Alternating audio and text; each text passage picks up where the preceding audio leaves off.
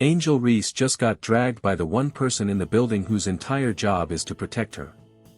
Not a hater in the comments. Not some random pundit. Her own head coach, standing at a podium, on the record, hours after the most gut-punch loss of Atlanta's season. And what he said didn't sound like spin. It sounded like a man who had officially run out of patience. We're going to get you that exact quote, word for word. But first, you need to see the sequence that made him say it, because by the time we get there, you're going to understand exactly why he couldn't hold it in. Stick around, because this gets worse for Atlanta before it gets better. Here's the thing about this game, it's not just one bad possession. It's not just one shot. It's a chain reaction that starts with a wide-open look, ends with a coach basically confirming his team choked on the biggest possession of the year, and somewhere in the middle, Caitlin Clark walks right past the whole disaster with a look on her face that instantly became one of the most replayed clips in the league.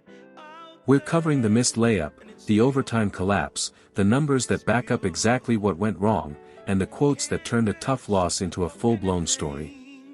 If you're new here, hit subscribe now, because we break down moments like this from around the league all the time, and you don't want to miss the next one.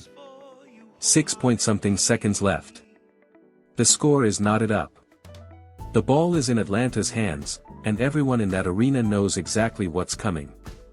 This isn't a random late-season game either, with playoff seeding still up for grabs in mid-August. The Atlanta Dream have a real chance to beat a team that's been red-hot, and to do it in front of a full building that wants exactly that outcome.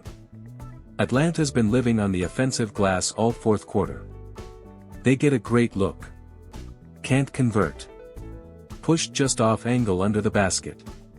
It's forcing overtime the hard way. So the ball comes back to Atlanta with the clock bleeding out, and Rhyne Howard gets the inbound. She rises from the wing with under 5 seconds showing. It's an air ball. Doesn't even graze the rim. But here's where it gets interesting, the possession isn't dead. Angel Reese already boxed out Aliyah Boston underneath and comes down with the offensive rebound clean. She's got the ball. She's got position. She's got maybe a second and a half to be the hero for a team that desperately needs one.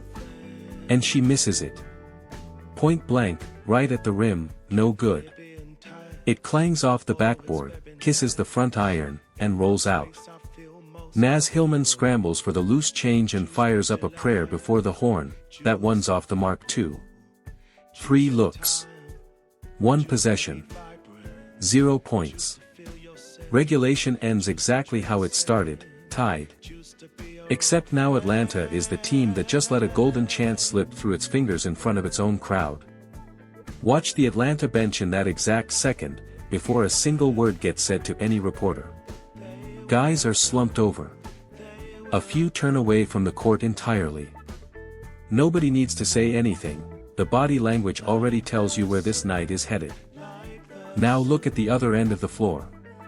Clark is jogging back like absolutely nothing happened. Already clapping, already talking to her teammates about the extra period like it's just the next play of the night. No panic. No frustration on her face. Just business as usual. Regulation locked at even. And every ounce of tension in that building carries straight into overtime. A dream team that had the win sitting right in its hands and let it slide away. Once the extra period tips off, it's basically the Caitlin Clark show. She plays a season-high number of minutes and finishes the night with 26 points and 9 assists, 9 for 20 from the field, 3 for 10 from behind the arc, 5 for 6 at the line. And every single one of those free throws matters because of exactly when they land. Atlanta claws back in overtime and cuts a 4-point cushion down to 2.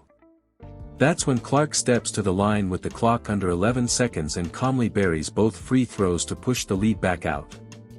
Then, on the next Indiana possession, she grabs the defensive rebound herself and just heaves it down court to bleed clock, because she already knows a foul at that point is the only path back for Atlanta. That's not panic basketball. That's a point guard who's already done the math before the ball leaves her hands. And the MVP conversation around her keeps building with every game like this one. She's putting up numbers nobody's ever produced at this pace, locking down the other team's best perimeter scorer for stretches, and doing it in white-knuckle road environments. Whether the voters give her the credit for it is a different conversation, but the case keeps getting harder to argue against. Before those free throws seal it, though, it's Kelsey Mitchell who really puts this one out of reach. With under 14 seconds left in overtime, she gets a layup to fall that pushes the Indiana lead out again, and that bucket also happens to be her 20th point of the night. On a night where her jumper wasn't falling easily, 9 for 22 from the field, she still found a way to get to 20 when her team needed the shot most. Then there's Michaela Timpson, who basically nobody outside Indiana was talking about a month ago. She scores Indiana's first field goals of the extra period, starting with a putback that stretches the lead early in overtime and sets the tone for the rest of it. She finishes with a career night, 20 points on 9 for 13 shooting, with a big chunk of that total coming in overtime alone, when the game is at its tightest. Clark is the one setting a lot of it up, finding her cutting to the rim instead of forcing shots herself. That trust is exactly why a bench name turns into a career-high night against a legitimate playoff team. Rewind to the fourth quarter, because this is where the real story starts. Aliyah Gray had been cooking Indiana's defense for 3 quarters, so Indiana's head coach makes the switch. She goes to a zone.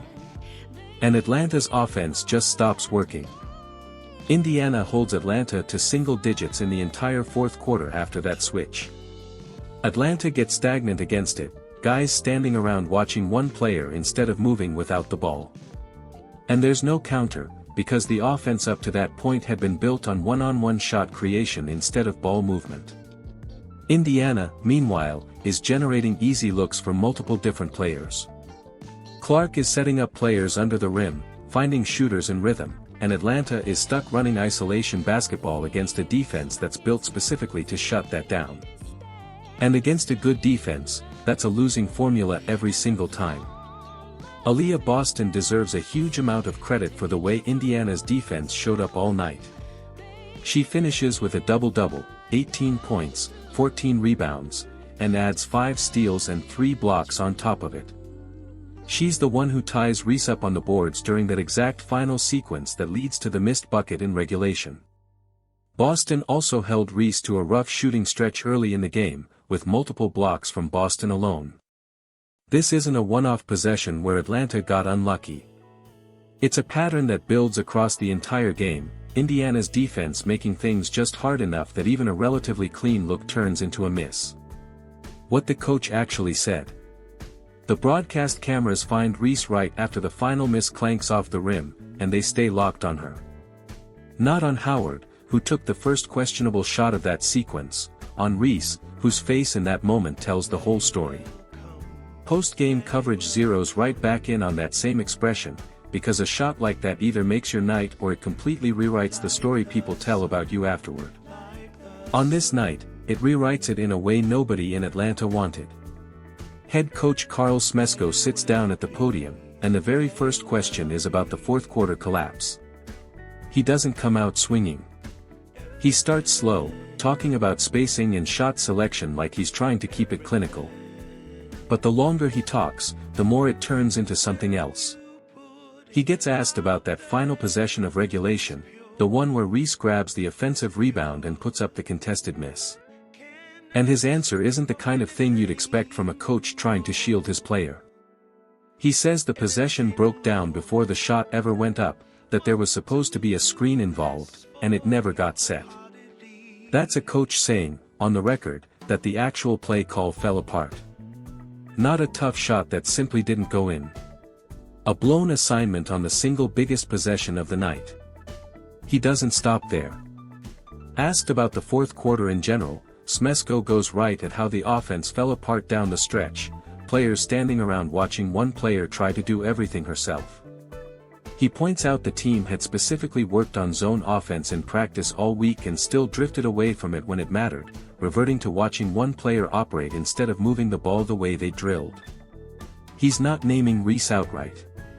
He doesn't have to. Everyone in that room knows exactly who's touching the ball the most in Atlanta's offense, and exactly who the rest of the roster ends up standing around watching. And then comes the line that turns the whole press conference into a different kind of story. Talking about that late-game habit resurfacing, Smesko essentially says this exact problem, ball stopping, isolation basketball late in games, is something the team had already fixed earlier in the season, and it just happened to resurface at the worst possible time, against a team fighting for the exact same playoff positioning. Think about what that actually means. The head coach is confirming, out loud, that his team solved this issue months ago, and it came back in the one game they absolutely needed to avoid it. When your own coach won't run interference for you in front of the cameras, that tells you something about how the locker room feels behind closed doors. Compare that to the tone coming out of the other side. Indiana's head coach Stephanie White talks about ball control and discipline like it's the entire identity of her roster, and her players back that up every time reporters ask how the offense runs. Nobody on Indiana is getting singled out for freezing teammates out in crunch time, because the ball keeps moving and whoever's open gets the shot. To be fair to Reese, she still does real things for that Atlanta roster. She finishes the night with a double-double herself, 15 points and 14 rebounds, 5 of those offensive boards, and she brings a physical, relentless style that shows up in the box score almost every night. But the same ball-dominant game that gets her all those offensive rebounds is also the game that leads to a blown screen assignment and a contested point-blank miss when the season is on the line. She shot just 5 for 16 from the field on the night. And that's the exact contradiction the coach is describing without ever using her name directly. Tie that back to the missed layup. Tie it back to an overtime period the Dream never should have needed in the first place. And you get a coach who sounds like a man who's already out of patience with the pattern.